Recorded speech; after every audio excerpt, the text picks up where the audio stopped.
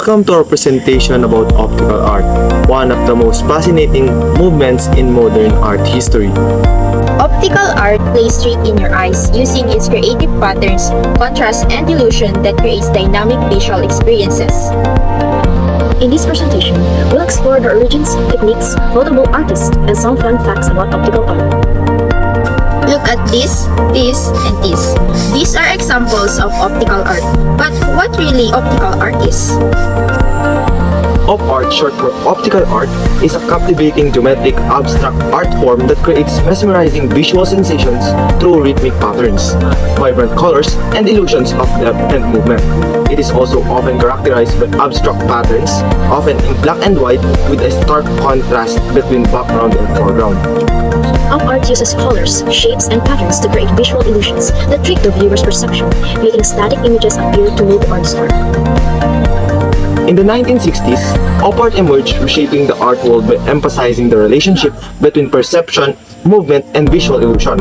This movement marked as a significant departure from traditional representation as artists moved towards abstraction, using geometric shapes and patterns to explore how we see and experience the world.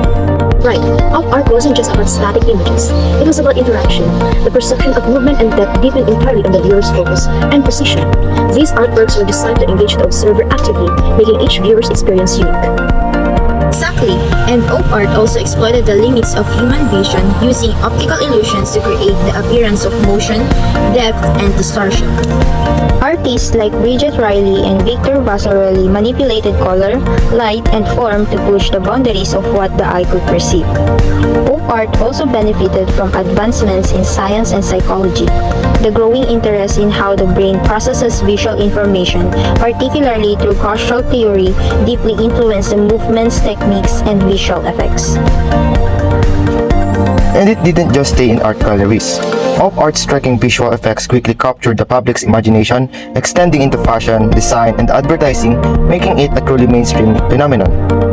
In essence, the rise of op art marked a shift from traditional representation to a focus on sensory experiences where the viewer became an active participant in interpreting the artwork.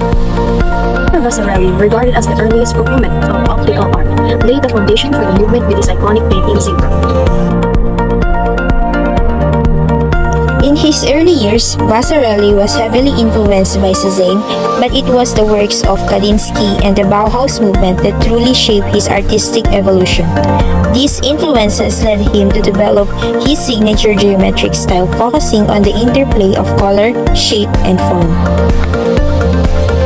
By the 1960s, Vasarely adopted his trademark checkerboard style, using precise geometric patterns and color contrast to create dynamic optical illusions.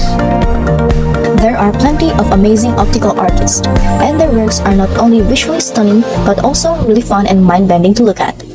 One of the iconic and first artists who made optical art is Bridget Louise Riley.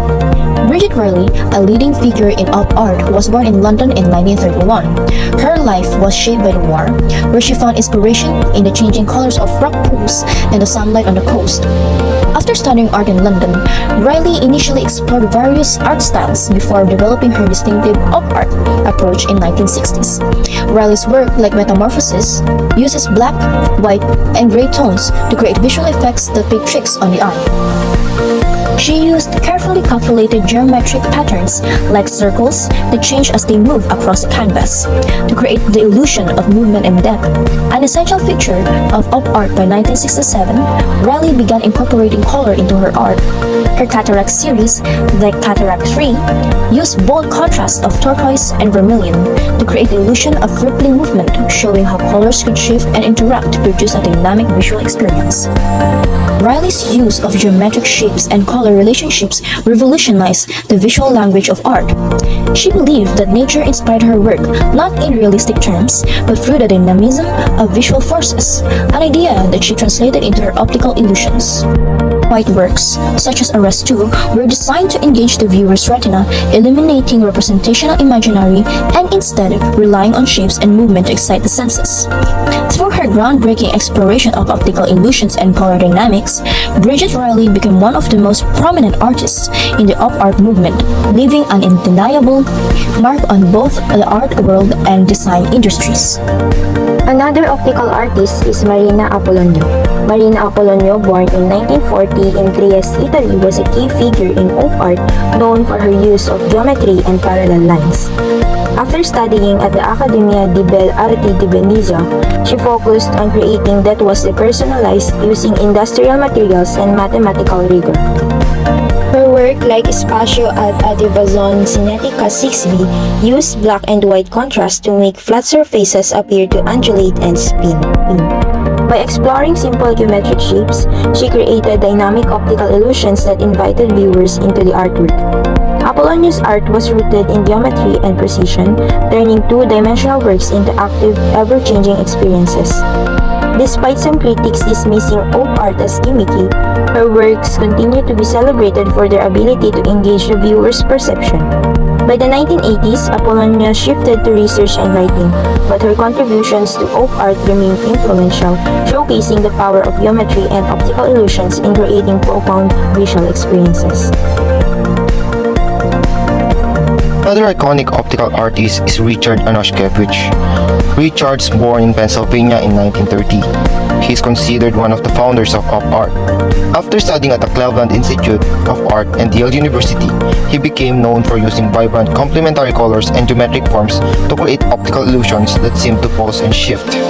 Richard's work, like Orange, Rose, Magenta Knot, used intricate patterns and closed-loop spacelines to create the illusion of curvature and movement. His carefully applied colors and geometric shapes gave the impression that light was emanating from the artwork itself. In pieces like Deep Magenta Square, Richard's focus on central shapes like squares surrounded with contrasting lines. The interaction of colors such as purple and yellow created a sense of floating in depth, giving the viewer the impression of light and shadow in motion.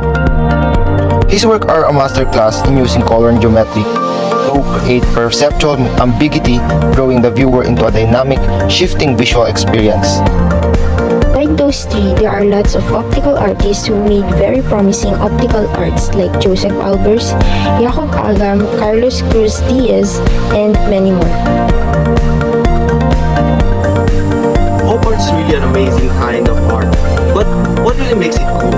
One of the cool and important things to know about op art is in the 1960s, the term was coined in a Time magazine in 1964 to describe work that relies on optical illusion. Op art has a strong relation to geometric designs and uses originally black and white but later on vibrant colors. So, why did artists create artworks like this? Well, the op art movement was driven by the artists who were interested in investigating various perceptual effects. Some did so out of the shared enthusiasm for research and experiment, some with a distant hope that the effects they mastered might find a wide public and hence integrate modern art into society in new ways. The main goal of op art is essentially based on the principle of optical illusion. Far from the representation, op art does not aim to depict but create an illusion. The play with geometric forms and colors can be so convoluted and sophisticated that looking at a piece of an op art can be slightly dizzying, and we might as well be asking what it feels like when we take a look at an op art. The effects created by op art range from subtle to the disturbing and disorienting. Op painting use a framework of purely geometric forms as the basis of its effects and also draw on color theory and the physiology and psychology of perception. A really cool thing that makes op art design really interesting is distorting the viewer's perception of motion, depth, and form by emphasizing discordant figure-ground relationships. In today's world, optical art has also made its way into modern platforms, especially in the digital realm. We often encounter op art on social media where it effortlessly captures our attention. There are numerous examples of op art around us, and here are just a few. Thank you for joining us on this journey into the mind-bending world of optical art. We've seen how it plays with our senses and even pops up into these digital spaces. Keep an eye out, op art is everywhere, and it's always ready to amaze. See you next time!